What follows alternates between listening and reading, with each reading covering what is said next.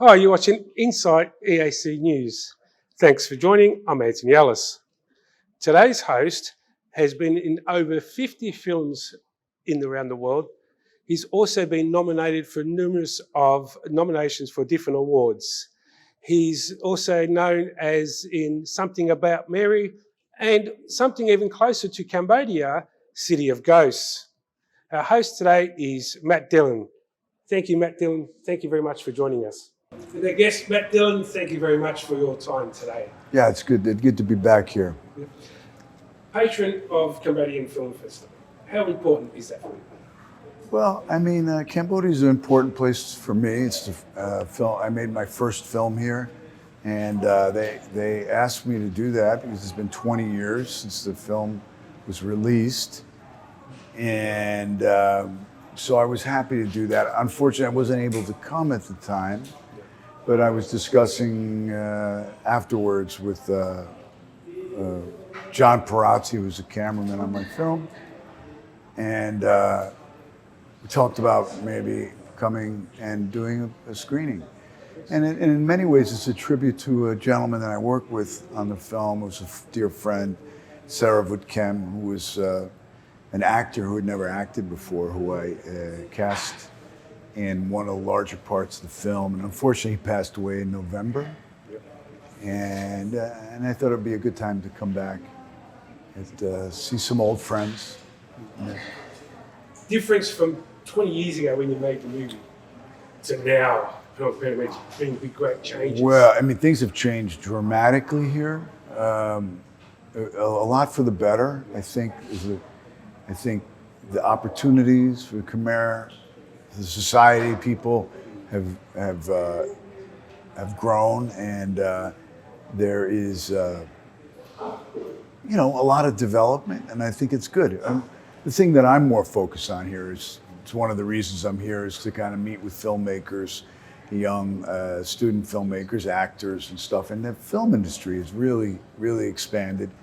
And, I got to go out to the film office where Riti Pan is very active, and great Cambodian filmmaker. And it was really great to see. And some of the folks that worked with me on City of Ghosts are now there, and so I'm looking forward to that. We're gonna have a screening of the film tonight, and there's gonna be a lot of people there. And it's always a nice time. But as I was saying, and I just like to say, and it's beautiful to see the development, and at times a little bit concerning, because I feel like it's a really tricky balance, because there's a lot of beautiful things that really captured my imagination when I came to Cambodia, almost 30 years ago for the first time, and it's great to see the development and the middle class sort of developing, which really is nice to see. However, I think they have to save. This is their city, their country, their culture, to save what's important and not throw out. And it's such a rich history, Cambodia. I mean, it's an incredible history, and to embrace and accept all of that as part of its history. And otherwise, there's always the danger that as the world is globalizing, and this is not a Cambodian issue by any means. This is a problem in the United States, in New York, and I'm always very advocating for saving a church that's going to be torn down, because usually it's fine to develop and build, and it's great for the economy, and it's great for so many things, but there's no reason that you have to destroy something that is there. The two can coexist, preservation and development. So I think that's the one thing that I would suggest. I'm happy to see all the things that are going on and the changes. Yeah. So you started, you wrote, directed City of Ghosts. Yeah. You picked Cambodia. How did you pick Cambodia and the Well, surroundings? it really was born in a way out of, it's a fictional film. It's a part crime drama, and part of it's a drama. It's really a personal story about a guy who's going through some transition and changes, and it's got a father-son element to this story. And it made sense for here. I mean, it was sort of born out of my time here, and there was a basis of reality, even though it's fiction. There's a basis of reality of things that I drew from in my experience and from things that I witnessed and was aware of. And so it made sense. And there were times I had people would say, "Well, why don't you shoot it in? You could shoot it in Mexico City. You could shoot it in Acapulco." Yeah. And I said, "No, it's really Cambodian. It's a Cambodian story, and it really reflects a period before I came here to make the film. I was sort of post-UNTAC, post when the United Nations was here and stuff, and it really reflected that period when there was still some instability. At that time, the Khmer Rouge was still somewhat active." We'll come to our next question. To do a film in such an early stage of Cambodia's growth of coming out of Pol Pot, was there any sense of danger? Did you have any problems with the government? How was the surroundings of them safe? Well, there were challenges, as there are in any films, but especially working in a place where there wasn't the same infrastructure that we were used to experiencing. So there were logistic challenges. The casting was kind of amazing because a lot of the local Khmer actors were terrific. We used a lot of people that never acted before, and one of them was the guy who was probably the third largest part in the movie, Saravut Kem and Sra, and I met him, and he was a very charming, charismatic, dynamic person, and so I was able to do that. And so there were things that were refreshingly easy. People were excited about what was happening, and we didn't have too many, there were challenges. I mean, for example, we worked in Bokor, at the top of Bokor, and this was like, the roads had been washed away.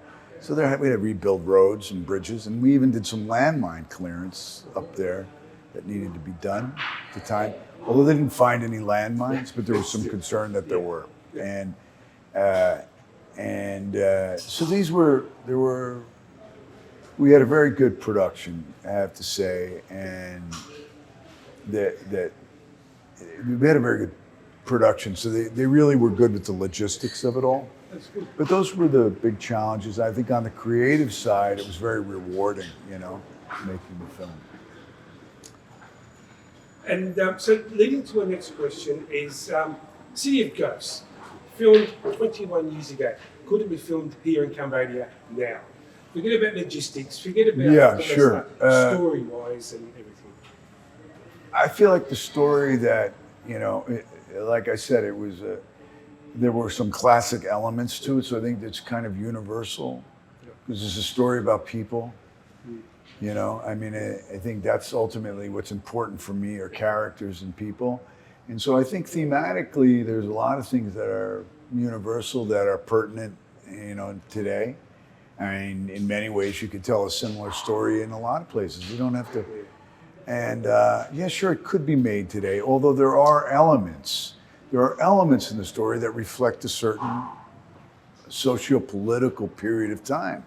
Like I said, it was a time when it really reflected a time that was when there was some instability, and it's in the story where he talks about it, the danger of being out on the roads at night because of the activity that was going on.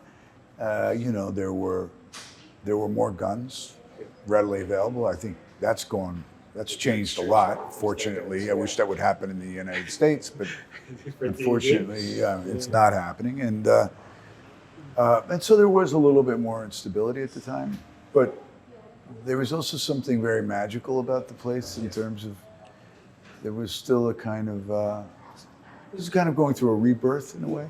Rawness, where there was a rawness, and it really lent itself to cinema. Yeah. because when you're telling storytelling, you need tension, you need conflict, and this was an interesting paradoxical world that we were in, one of spirituality, but one of there were elements of there were criminal elements here at one time that maybe I'm sure they're everywhere in the world. So, but and it is a crime drama. Ultimately, yes, it's a. The films that I watched when I was making and preparing this film that inspired me were films by, for example, The Third Man. It's one of the greatest films ever made, in my opinion, by Carol Reed. It was a Graham Greene story, and also I thought of Lord Jim, and there was a film called Outcast of the Island, and of course all the films by Sam Fuller, which were these kind of, House of Bamboo was a film that we watched.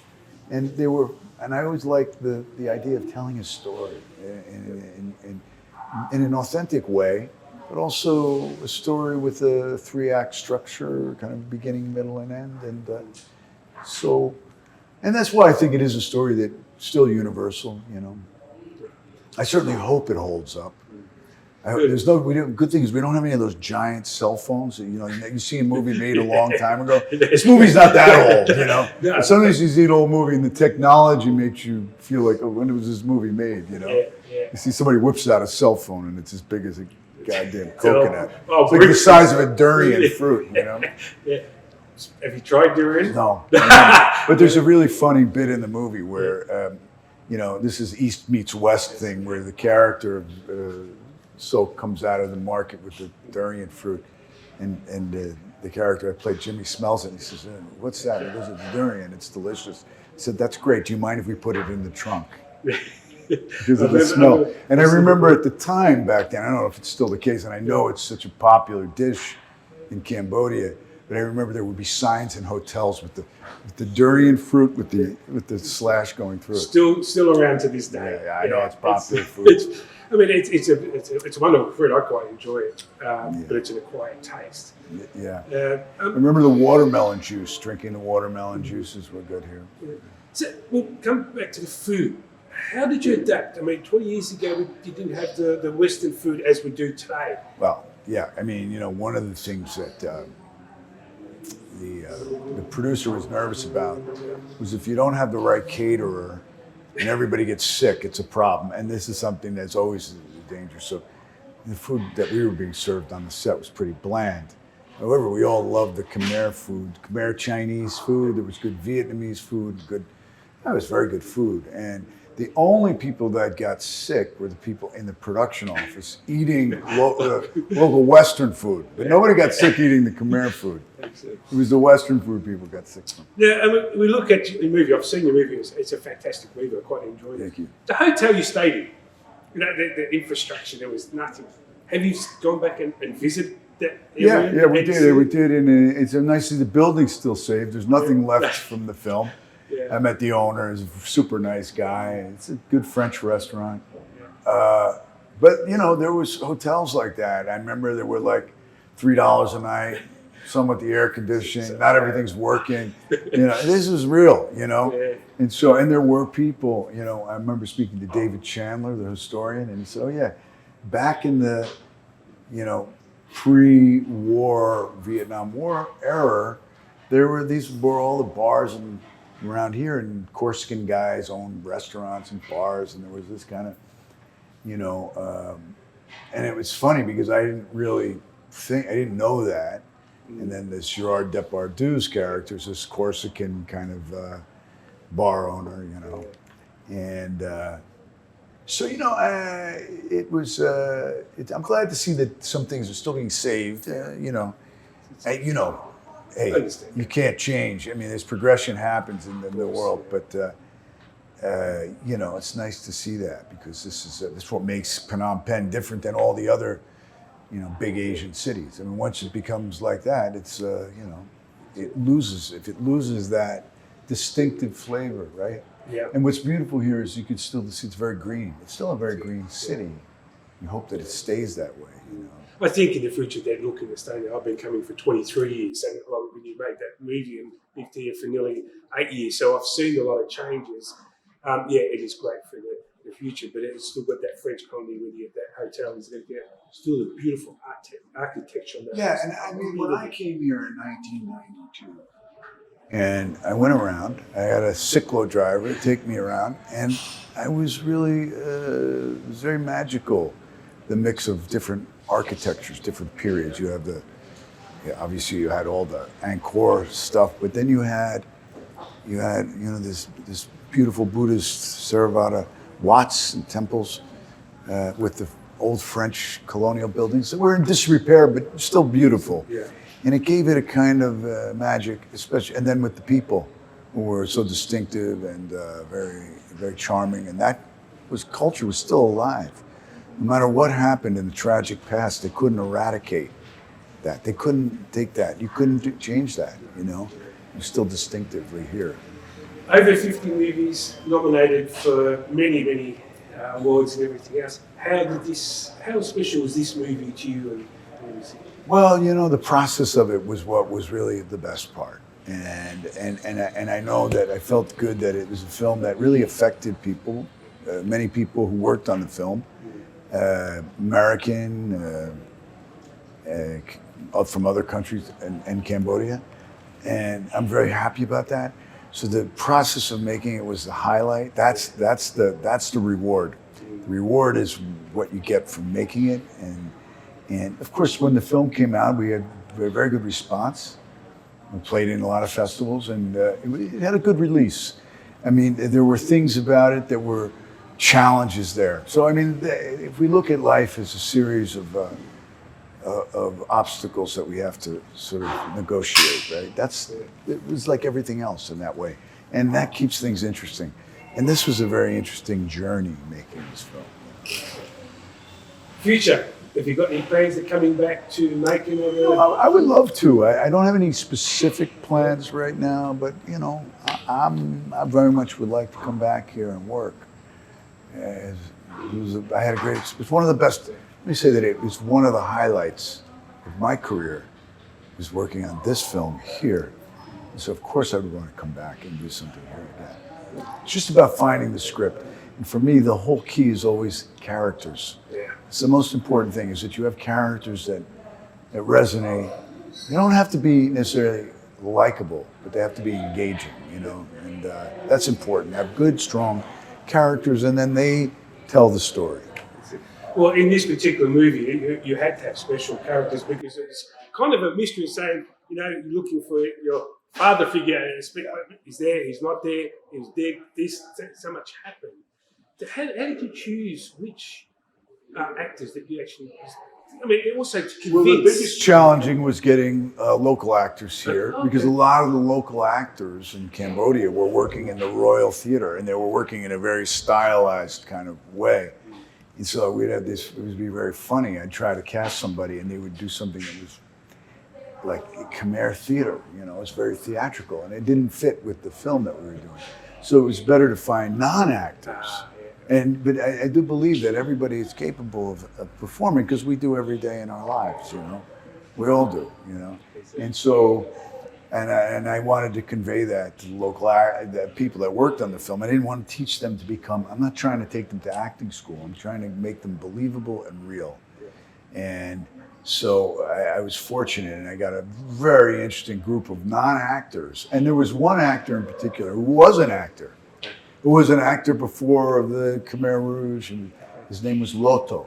And he passed away, and he was great. He was the best actor I could find. And he was colorful, about this tall. He was like really great, and he had real command, And then to the casting of the other characters, I didn't want to ever compromise. And for example, Gerard Depardieu was somebody I'd been thinking of throughout the whole, while I was preparing the film, and James Caan. And I was able to get a cast that was, even greater than I thought I would be able to get. And I think that is really the condition of, as the characters develop and become richer, then actors want good roles, The most memorable part about Cambodia during this film? Well, I'd say that the most memorable thing is that we had a chicken in the camera truck that raised havoc. And one of the guys in the camera department was the Cambodian guy who's now running the whole Cambodian film office, and we were joking about that. Yeah. But no, it was fun. You know, it was really great. It was a real international mix of folks. But I always say there was before Bokor and after Bokor, because Bokor was the most challenging thing at that time to work up on that hill. Yeah. In that fog and those conditions, and it really was really cold too, doesn't it? It wasn't cold when we were there. It was just foggy, yeah. And at certain points we couldn't see our hand in front of our face, you know. So it was hard to shoot. But it just watching certain things and being there. It was such a lively atmosphere, and the neighborhoods were very, it was interesting. People were, eager to be a part of the film in any capacity. So I'd see somebody and I'd think, oh, this guy's great. Let's put him in the scene. And we'd have somebody come in and out of the scene, They were happy to do that. How have the Cambodians welcomed you then and now? Very welcoming, very Cambodian, I found to be incredibly generous in spirit. And when I had written the script, the character of Sra, that started with Kem or Sra, played Salt, was, in the end, he was a clever but, duplicitous character who he ends up, so all these criminals, he ends up outsmarting all of them and getting the money. And when I was here, I looked around and I said, in some of the places I was in, that's not true to who this guy would be. This guy is a guy who has nothing, but he's generous in spirit because he's a Buddhist. And I thought that's, it just naturally happened that way. Yeah. Finally, last words, because Cambodia has grown with the film industry there. I mean, SIF has been around for 12 years now. What can you inspire people who want to get into acting? Well, not even just acting, directing, writing. You mean masochists? You mean people who are gluttons for punishment? Yeah. I think just really focus on the creative potential of things, focus on storytelling, and and don't worry about the cash and prizes because they may or may not come. Yeah. So and go to school. Keep an open mind. Keep an open mind. Develop a curiosity. And when I say keep an open mind, if you're an actor, but then you find that maybe I'm a better writer than I am an actor, or you might find that there's there's so many different departments of creativity that you can go to. Yeah, I think that's what it is. People just think, okay, movies, actors, that's it. I don't think they understand the back part, like you said. You've got the directors, you've got the editors and everything else that puts all this together to make people who they are. So it's just see if you can write and see what suits you, because acting mightn't suit you, but writing might. And you should not look down to that and just continue what your dream will be. Yeah, I mean, I think creative processes are often interchangeable in many ways. Thank you very much for your time, and Pleasure. enjoy the rest of your trip. Okay, thanks. right. Thanks.